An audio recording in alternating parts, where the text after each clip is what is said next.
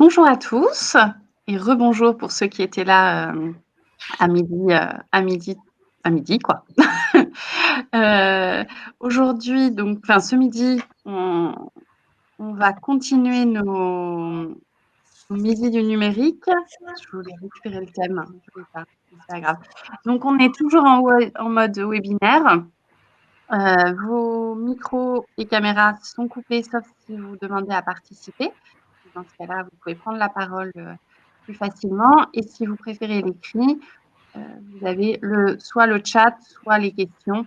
Les 2 fonctionnent et on suivra les 2. Cette session, comme, d'habitude, est enregistrée. Vous pourrez la retrouver sur la chaîne YouTube du collectif. On vous donnera en fin de session, l'ensemble des accès. Donc au sein du collectif, nous avons Nadège Vaness, Mehdi Yasmi, Philippe Passy ici présent et moi-même. Aujourd'hui, j'assure l'animation et Philippe, vous fera la présentation. Donc on est sur le DMP. On en a déjà parlé la semaine dernière avec la vision, des DMP et établissements médicalisés. Aujourd'hui, on va voir le DMP plutôt pour les établissements non médicalisés. Donc, il y a des informations que vous allez évidemment retrouver si vous nous avez suivis la semaine dernière. On espère que vous allez en découvrir d'autres.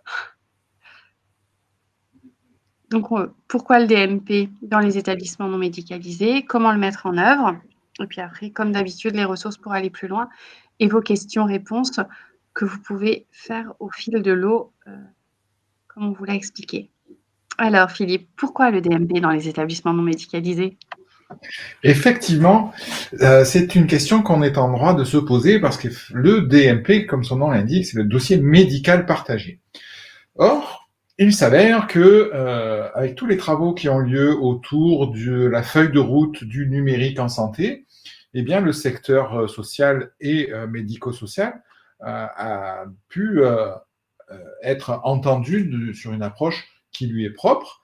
Et de fait, les besoins du secteur qui sont au-delà, encore une fois, de l'aspect purement sanitaire, ont pu être pris en compte on va pouvoir, par exemple, à travers le DMP, mettre nos usagers un petit peu plus au cœur du système, être un peu plus à la manœuvre en ce qui concerne leur parcours et leur donner des accès à des informations via ces outils de partage. Le DMP, bon, vous le savez tous et toutes, il est ouvert de manière automatique désormais avec Mon Espace Santé. Et donc, à moins de faire une manip spécifique pour clore cet espace santé, chaque assuré social et ses ayants droit ont leur propre espace santé. Ça va être donc l'espace privilégié pour le partage des documents avec l'usager, mais aussi avec les structures qui sont nos partenaires ou qui on prend en charge habituellement le parcours de notre usager. Et on voit bien à travers cette illustration, hein, ce que vous connaissez par cœur, c'est votre métier au quotidien, mais ce parcours, il est pas seulement dans l'établissement, et il est aussi avec un tas d'autres institutions professionnelles, que ce soit des confrères d'autres ESMS, mais les plus en amont avec la MDPH, avec la CPAM, la CAF pour certains aspects, les paramédicaux aussi, les représentants, enfin, bon, je ne veux pas vous laisser vous dresser toute la liste, vous la connaissez, puis vous l'avez là sous les yeux, mais voilà, c'était vraiment ce qui a guidé, en fait, hein, le travail, c'est de se dire, finalement, dans l'écosystème, on voit que l'usager, certes, son parcours au sein de l'établissement, mais il y a plein d'interactions qui sont possibles, qui sont nécessaires. Euh, donc je disais, mon espace santé met l'usager au cœur de la manœuvre, au cœur du système, et on retrouve plusieurs outils numériques pour pouvoir partager des documents. Le pivot étant l'espace santé de la personne, le dossier médical partagé. Et et on entend dans cette approche tout ce qui touche à la santé avec le grand S de la santé, dans la définition de l'OMS, hein, tout ce qui touche au bien-être de la personne, hein, et pas seulement le côté purement médical. Donc on va pouvoir bien sûr gérer ça, des droits d'accès, hein. C'est pas parce qu'on ouvre, on élargit l'accès au DMP que tout un chacun va pouvoir accéder aux résultats de labo, à la prescription du médecin. Et donc il y a les professionnels qui étaient déjà les professionnels habitués à cet espace, mais on a la possibilité de désigner une catégorie de professionnels, disons plus à rôle, c'est l'opposé des professions à ordre, comme les médecins, les pharmaciens, les infirmières et infirmiers, qui sont donc à ordre et qui, de fait, ont des accès gérés par leur ordre. Dans le médico-social, on va pouvoir autoriser toute une frange de personnes qui, a priori, n'y avaient pas accès en leur donnant une identité numérique via le RPPS+, dont on a déjà parlé et dont on reparlera certainement. On a ici quelques illustrations, et c'est sur ce secteur-là déjà intéressant de voir que finalement, une des volontés, une des possibilités qu'on va pouvoir mettre en œuvre autour de la prise en charge pour les acteurs du domicile, mais c'est le projet personnalisé d'accompagnement. Ça, c'est typiquement un document qui n'était pas initialement prévu dans le DMP, mais qu'on va désormais pouvoir ajouter et partager à la fois avec l'usager et les autres acteurs de sa prise en charge. Sur les personnes âgées, eh bien, on retrouve l'équivalent, hein, le projet personnalisé d'accompagnement, qui, de la même manière, va pouvoir être partagé avec lui et avec les autres établissements, les autres professionnels. Je passe volontairement hein, sur les documents purement sanitaires. On a déjà évoqué la semaine dernière. Et là où on a un assez fort volume de documents qui nous concernent, mais c'est sur le secteur du handicap, où là, pour le coup, on a beaucoup de documents, le plan personnalisé d'accompagnement, les grilles d'évaluation, les certificats attestation d'hébergement, les certificats de sortie, les dossiers de liaison, pardon, d'urgence, ça c'était déjà le cas. Mais voilà, on a quand même toute une nouvelle catégorie de documents qui sont à partager, à la fois, encore une fois, vraiment avec l'usager, mais aussi pour lui faciliter la vie avec les autres institutions qui jalonnent son parcours. Alors, maintenant, comment ça va se passer? Alors, le DMP est accessible par les professionnels habitués à ça via le portail DMP, avec leurs accès professionnels.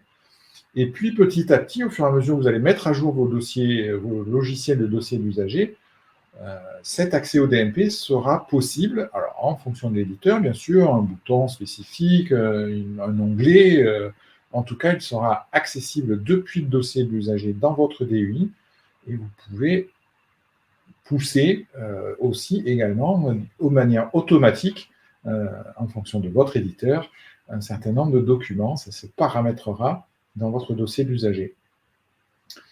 Et pour l'usager lui-même, eh bien, il va pouvoir y accéder via son espace, mon espace santé, sur lequel on a la possibilité de partager cet espace avec des professionnels, comme vous voyez, selon des durées limitées, et ou pas. Et d'autre part, ces accès sont révocables à tout moment par l'usager ou par ses ayants droit via son espace santé.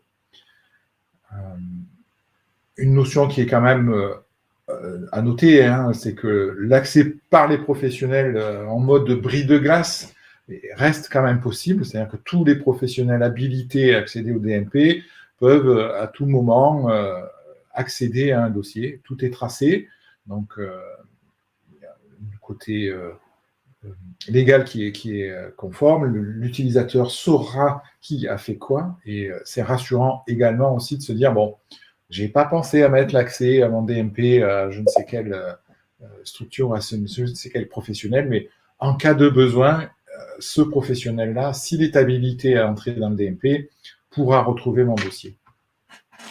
Donc un partage, encore une fois, à l'initiative de l'usager, soit vers un professionnel sur une durée limitée, et s'il laisse un dossier ouvert de manière un peu permanente, dans le temps, il peut révoquer cet accès. Toujours pour répondre à la question de comment est-ce qu'on donne un accès à ce dossier médical partagé par les professionnels. Quelques points d'attention sur l'aspect logistique, technique. Il va falloir commander des cartes professionnelles de santé, cartes professionnelles autorisées, cartes professionnelles d'établissement. Tous les coûts sont permis. On a besoin d'un lecteur et d'une carte professionnelle qui demande une petite configuration sur chaque poste. C'est pas grand-chose, mais il faut le faire et probablement le faire par votre technicien. Une fois que c'est fait, on n'y revient plus dessus, mais voilà, c'est 10 minutes, un quart d'heure de configuration. Pensez également nouveaux usages, donc peut-être de nouveaux besoins en termes de postes de travail. On élargit un petit peu la population d'utilisateurs, donc le dossier de l'usager qui devra être compatible, donc probablement en passant par une mise à jour de votre dossier d'usager. Et donc, pensez à ce moment-là, est-ce que j'ai bien le bon nombre de postes? Ça peut être simplement des accès via des tablettes, mais voilà, un petit point là-dessus.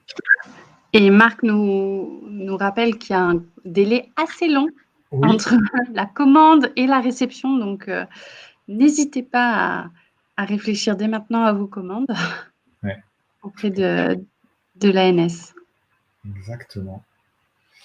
Et puis, ce qu'on peut noter aussi, c'est que la messagerie de santé sécurisée, exactement la même démarche, on élargit la possibilité d'offrir des boîtes nominatives à des professionnels du médico-social, qui n'étaient pas pour l'instant, jusqu'à présent, les premiers qu'elle en pensait. Donc, dans cette même démarche, on peut, le cas échéant, ajouter aussi une boîte nominative à ces professionnels. Et de fait, la communication va probablement se faire de pair. Je pose un dossier dans le DMP et j'alerte tel professionnel que j'ai posé un document. Sur les grandes étapes, toujours, comment déployer tout ça. Alors, on va d'abord commencer à réfléchir sur quelle personne doit partager de l'information. Donc, vous avez la liste des principales informations qui sont éligibles, on va dire, à être partagées pour le secteur dans le DMP de l'usager.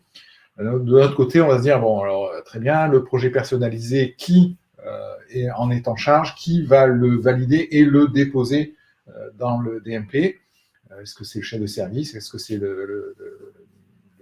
l'éducateur, le coordonnateur? Enfin, voilà, chacun doit, en fonction de son organisation, réfléchir un petit peu à ça.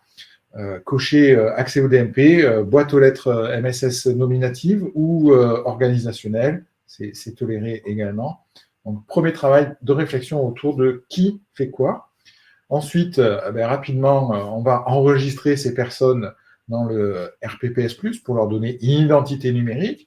On va souscrire avec l'ANS, commander les lecteurs et les cartes, et puis mettre en place son dossier d'usager compatible. Ce n'est pas absolument nécessaire. Vous pourrez accéder via le DMP, mais en termes de fluidité, c'est probablement la meilleure solution que de rester dans la même interface pour nos utilisateurs, dont on sait qu'il y a parfois une faible appétence pour le numérique. Et puis, un troisième point dans le temps, mais en tout cas qui nécessite toute votre attention également, c'est la communication, la formation autour de ces nouveaux usages qui viendront de manière certainement concomitante avec la mise en place du dossier d'usager, mais c'est quand même important de bien expliquer pourquoi on fait ça et qui le fait, et de les former. Et puis, je pense qu'il faut se dire que la chose ne va pas se faire en 2 jours, en trois coups de cuillère à peau, là, mais disons qu'il va falloir maintenir un petit peu les bonnes pratiques, maintien des usages sur la période de mise en œuvre, et aussi suivre un peu ça dans le temps, pour éviter que les bonnes pratiques ne se diluent trop.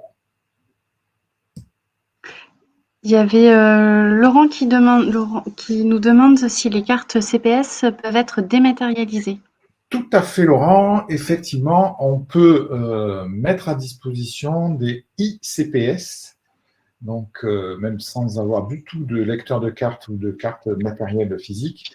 La ICPS permet au tout possesseur d'un smartphone de s'identifier auprès de ces services également. Là, c'est pareil, petite configuration à faire au départ, une petite application à installer, paramétrage de la carte, tout ça, ça prend, allez, disons, une demi-heure en gros hein, pour la personne concernée. On a besoin de coordonnées simplement hein, sur ce coup-là de la personne, un téléphone, un mail, et c'est opérationnel à la fois sur Android et sur iOS. Et on doit d'abord commander la carte CPS pour avoir accès après à l'ICPS ou on peut avoir qu'une ICPS? On peut avoir qu'une ICPS. Il faut au minimum une CPE pour le directeur de l'établissement. Il faut être à minima reconnu via une carte pour une personne. Et ensuite, les autres professionnels peuvent bénéficier d'une carte 100% dématérialisée. Ça marche. Je vous remercie. Avec plaisir.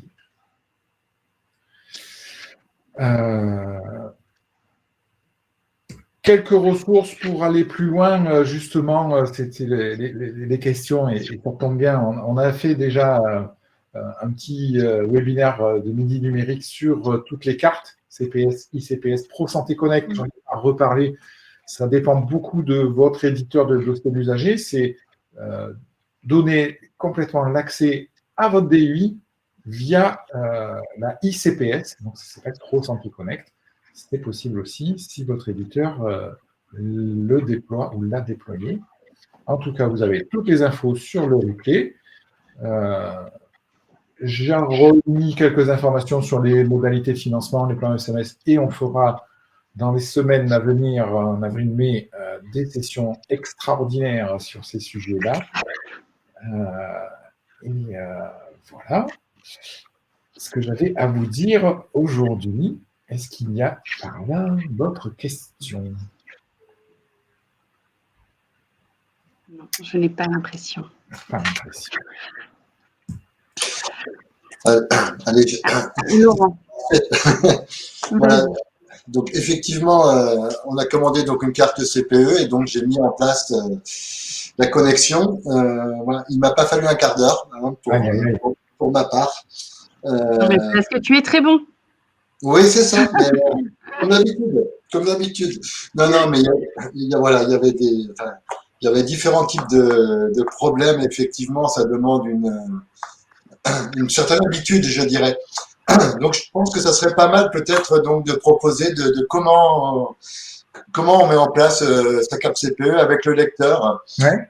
Configurer le lecteur, configurer les bonnes, je suis en train de chercher le nom.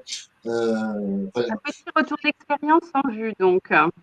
Ouais, donc voilà, j'y suis arrivé, mais j'ai eu de la peine, donc je pense que ça pourrait servir. Voilà. Très bonne idée pour une prochaine session, ça pourrait être chouette. Ou juste une petite vidéo tuto. Oui, je pourrais vous raconter toutes mes galères, il n'y a pas de souci. Ouais. Tout ce qu'il faut pas faire. Ça marche. Merci. Ah ben, merci à toi. Merci à toi. Parfait, bah écoutez, il ne nous reste plus qu'à conclure. Et du coup, à vous inviter à nous rejoindre pour la semaine prochaine. On aura encore des midis numériques sur à 12h30 le DUI déploiement, des retours d'expérience sur les éditeurs et dans le cadre du tour des éditeurs sur la partie déploiement. C'est à midi, hein? À 12h30. Oui, midi, tout à fait, à midi. Et à 12h30 sur e-parcours, me semble-t-il. Pas du tout. Mais 13h30. 13h30. Oh, mais oui, 13h30. J'essaie de vous faire. Donc, de midi à midi 20, le tour des éditeurs sur le déploiement du DUI, retour d'expérience. Et 13h30, 13h50, e-parcours avec Azure Réseau. Sinon, on se voit également le 6 avril pour le deuxième groupe de travail des rencontres du collectif qui sera sur... on va essayer de vous aider ou de réfléchir ensemble pour faire des cartographies de vos systèmes d'information au sein de vos établissements, de vos OG, de travailler un peu les diagnostics. Voilà, on est un peu sur la partie audit de nos systèmes d'information et comment on fait à partir de ces audits pour construire de nouvelles choses.